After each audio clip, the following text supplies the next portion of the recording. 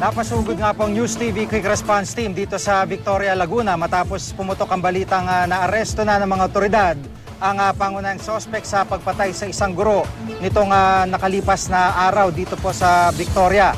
At itong sospek ay nakilalang si Florencio Aquino Jr. at itong biktima nga po ay nagtamo ng 63 saksak sa iba't ibang bahagi po ng kanyang katawan.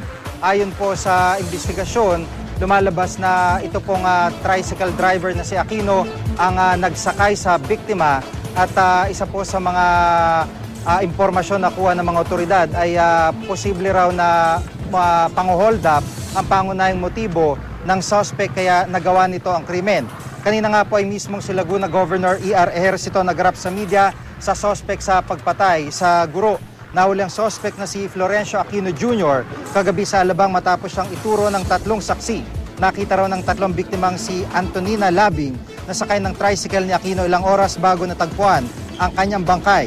Naniniwala naman ang asawa ng biktima na si Albert Labing na hindi lamang nag-iisang suspect sa paggawa ng krimen. Mahigit 6 na pong saksak nga po ang tinamo ng biktima. Isinama na ng mga otoridad sa kaso ang kapatid ng suspect na nagtago ng tricycle. Nananawagan naman ng mga pulis na sumuko na ang isa pang kasama ng suspect.